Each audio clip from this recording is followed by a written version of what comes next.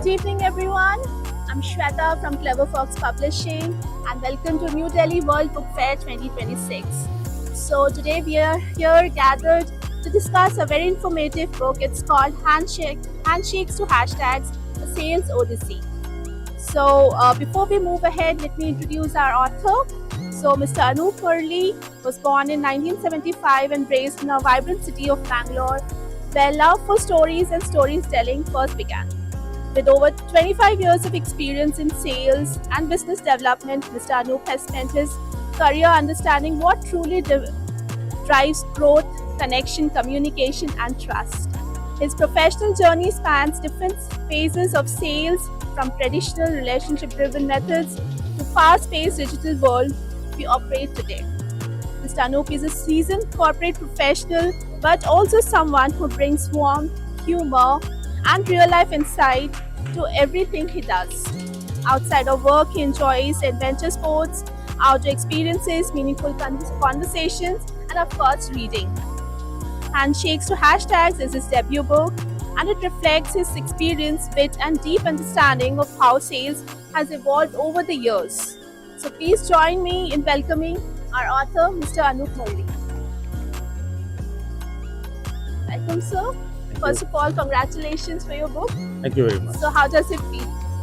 Feels good, absolutely good to share what we have learned with the people. Yeah. So tell us a bit about your book. Absolutely yes. Absolutely yes. So I've written a brief about what made me write this book. What the book is about. If I could just share that. Right. So first of all, good evening, everyone, and thank you for being here this evening to celebrate the launch of Handshakes to Hashtags. I'm truly grateful and slightly relieved that to see real people here, than not just profile pictures, in the digital world. It's good to see real people and interact with real people. This book may have my name on the cover, but it was shaped by years of conversations, relationships, lessons, and and the things that I've learned the hard way. Right, a lot of things that I've learned the hard way, and with a lot of handshakes that I went through over a few years, and a couple of awkward moments like I'm having right now. Yep. So my journey began at a time when sales was very different. Back then, we didn't worry about personal branding. We didn't worry about being personal. We worried more about being personable than personal branding. And success was measured by eye contact, particularly, and with a firm handshake. A weak handshake actually was like a bad LinkedIn recommendation. Yeah. So deals were built over a cup of coffee, meeting people, having dinner, winning trust. And the biggest thing that I learned is that people do not buy products. People buy trust first and then buy the product. So that's why the relationship is so very important. What happens is, I've tried to chronicle my entire journey from those days when there were no mobile phones. We were actually using landlines and public STD booths with coins to dial and make calls. From there to today, wherein your technology has amplified the reach. You can reach 100 people in one click button. And the whole transformation and how I adapted to that. Initially, I was very skeptical. I really wonder as to how can a tweet replace conversation. But today I know other ways, right? It actually does to some extent. And how technology today is being used, in certain areas being misused, certain areas being overhyped. And even though you have a technology which can amplify your reach, how important it is to build relationships. And I've also written a chapter on leadership, as to how important leadership is today as compared to what it was. Because there was a time when leadership would limit yourself to meeting rooms, but today that's not the case.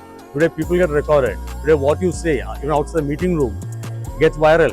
It goes digital. You end up leaving a digital footprint. It's all the more important that how you behave when nobody is watching too, right? So how leadership has changed over the years. How I faced my trials and tribulations being a first-time manager when I first became a manager. And that's again a very tricky situation where you're a part of the sales team, a whole bunch of guys that you're dancing around with, and then you're asked to lead them. They ask to report to you. So the whole dynamics change and how you handle that. And also I've written a chapter on building social capital, how important that is. How important is it if you're in the profession of sales, how very important it is for you to invest in yourself in terms of being in the right place, meeting the right people, socializing with the right people, building the social capital which can get you business. Then of it, right? So a whole lot of things are captured in this, and the idea is that I truly, very honestly hope that this book can help people, aspiring salespeople, leaders, aspiring leaders, aspiring entrepreneurs to become successful. And I really hope that they become successful by using this book, one hashtag or one handshake at a time. So thank you all very much once again. Thank you so much, sir. So let's go ahead and present our book to the audience. Absolutely. So we have Mrs. Rashmi Patel and Mrs. Rita Patel with us. So I would request them to join us on stage and present the book to the audience. मुरली बहुत सालों से जान ली और उसके हिसाब से उसने जो लिखा और दुनिया के लिए क्या मिलेगा, दुनिया को क्या मिलेगा इस लिखावट से, वो हर एक इंसान के ऊपर डिपेंड करता है। लेकिन जो भी पढ़ेंगे इसको, बच्चे से लेकर बड़े तक, हर एक काम आसानी से कैसे हो सकता है, हर एक चीज़ को मिलना और नहीं मिलना, सक्सेस और फेल्योर, ये सब के बारे में धीरे धीरे करके सब बहुत आसान तरीके से वो लोग जान जाएंगे, जो कि हर एक लेवल में सबको हेल्प करेगा। मैं पढ़ी नहीं हूँ किताब, लेकिन मैं उसको जानती हूँ कि वो क्या लिख सकता है। इसी से मुझे उम्मीद है कि सबके लिए ये बहुत बड़ा प्राप्ति होगा। प्राप्ति ही होती है ना, जिसको कोई अगर लेते हैं और उसको काम आता है ज़िंदगी में, उसको प्राप्ति ही कहते हैं। तो मुझे वही महसूस हो रहा है और उम्मीद करती हूँ कि ऐसा ही होगा। Thank you. It's so difficult to say something about a book that you also invested in, which actually has happened with me. But for me, the happiest part is he published.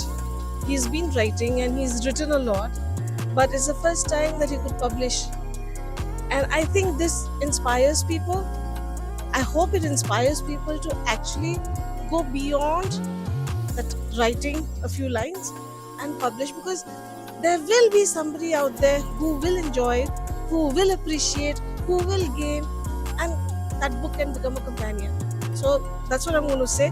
And yes, the book is a tale of a lot of things, but it's a product of a lot of hardship as well, being honest, and a bit fighting as well, because while you edit, It's very surprising how we're still married. After we edited the book, the amount of fights that we have had, we're still married. so that's why I said it's a little difficult for me to say, but it's a very good book. I enjoyed it, so I'm sure everybody else will. It's written very well. Sir, so what made you feel? It was like this. So initially when I started off, like I said earlier, right? When I started off, we didn't have mobile phones, so it was like, in fact, we didn't even have laptops. So and emails were very rare and few in between. So we actually carry a kit bag of brochures and go cold calls. That's how I started my sales career. And then I went through a whole lot of stuff, made a whole lot of mistakes, learned from those mistakes the hard way, and it started evolving over a period of time. So the whole idea of writing a book is that people can learn from the mistakes that I made, right? So it's always best to learn from somebody else's mistakes, because you definitely wouldn't get the time to make them all yourself and learn from it. It's more than a lifetime to do it. Best to learn from somebody else's mistakes, so that was it. Alright, sir. So the title Handshakes to Hashtags captures a big shift. What does this transition mean to you personally? Basically, it means how this entire idea of sales has evolved, right? So it's become a 100% one-on-one connection kind of thing, over a coffee or whatever discussions, or a handshake. So how it has transformed with digital first today? Today the connect is digital first. So how it has transformed with that, and the pros and cons of both has been, I think, evaluated in the book. So you have worked in sales for over 2 decades. What are the biggest changes you have seen in how people sell and buy? The biggest change that I see today is one is over-dependence on automation. So and the over-dependence on automation and the digital world actually takes out the personal contact. People actually do forget that how important building a relationship is. And for example, you can have a LinkedIn connect, But if you do not nurture the LinkedIn connect and build a relationship with the LinkedIn connect, that LinkedIn connect is meaningless. It's just another connect in your LinkedIn. That is what I think is lacking today, or should we focus more. Alright. So the book uses real life stories and anecdotes. What are storytelling? Like, why are they important to you? Sales is about storytelling to begin with, because stories stick. Stories stay. Now, storytelling is what you can actually make an abstract idea Right. to more memorable and more relatable to people. Right. That's why stories stay, right? So the whole idea was that. So, which phase of your career taught you the most valuable sales lesson? I think the initial failures that I've had, taught the most valuable lesson, because that's what you learn from. You come back and you think as to how I could have done better, and that's the whole idea of sharing my failures today. So, Absolutely. So, how do traditional relationship building skills still matter in today's digital fast world? see, the digital first world gives you, like I said, amplifies your connection, amplifies your reach. If you could actually make a phone call, as we call it in sales, make a cold call and reach 10 people a day, the click of a button you reach 200 people a day, right? So it does help in a lot of ways if used properly. I think you use the digital tools. There are enough and more digital tools available today. Every day a new one is coming. I think your relatable, your reliability or dependability on tools should limit to, let's say, database. We have tools like Zoom Info that gives you verified database. Good for that.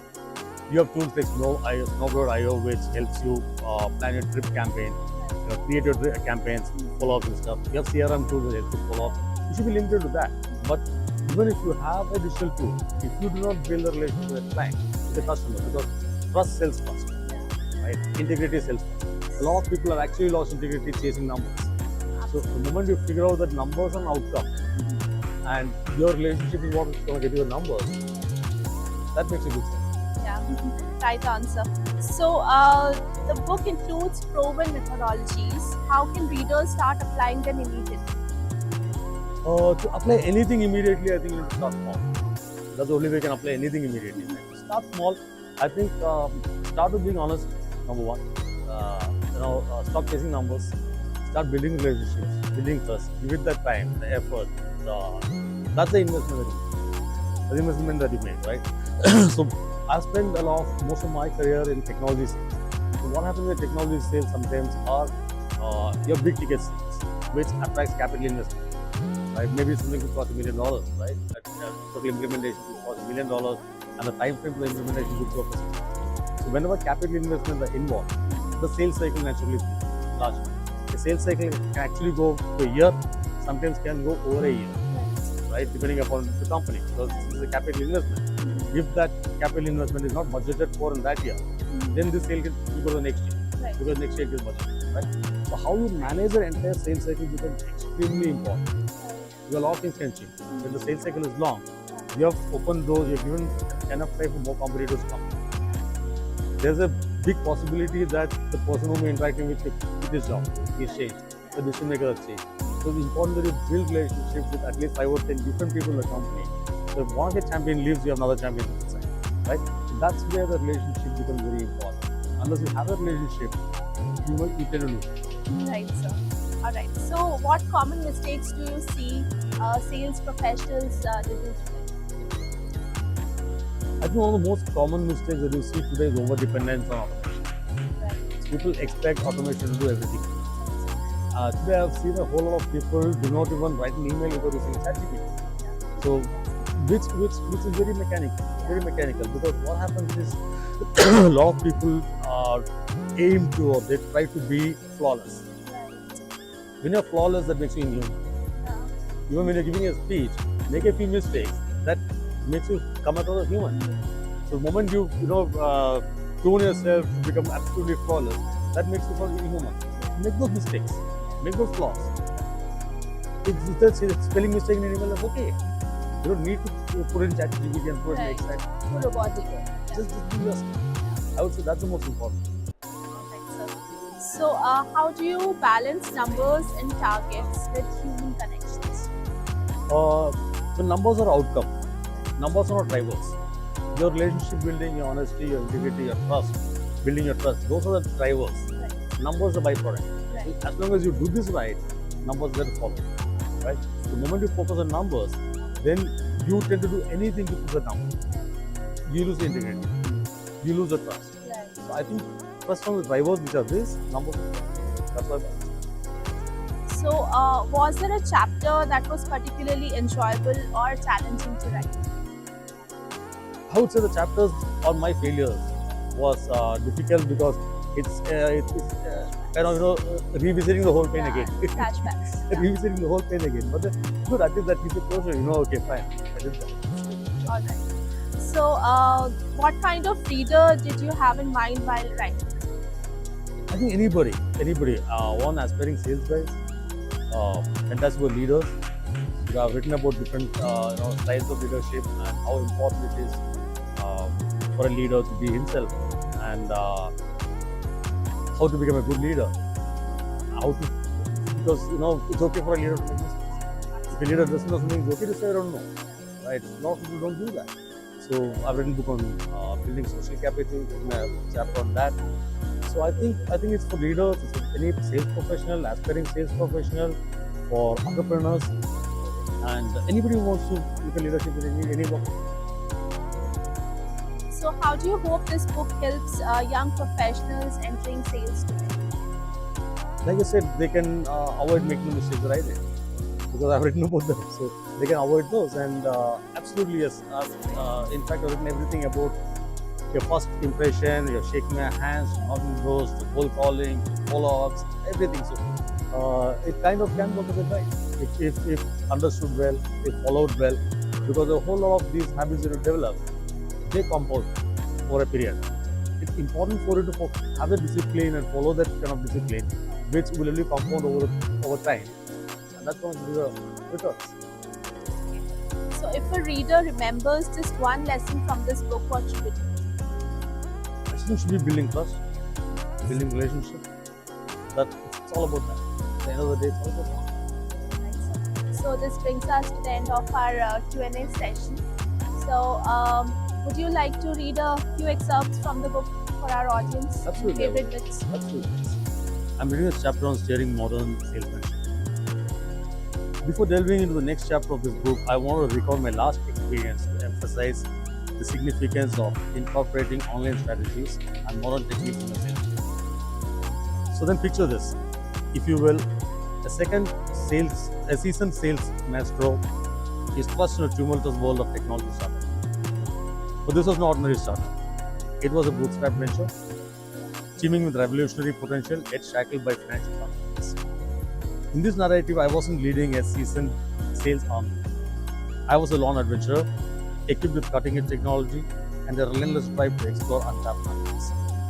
As the head of the technology sales team at a budding startup, I embarked on a mission to ignite sales growth from the ground up. Standing once again at the edge of the unknown, I honed the timeless crafts of direct selling and cold calling, blending tradition with innovation to chart a bold path forward.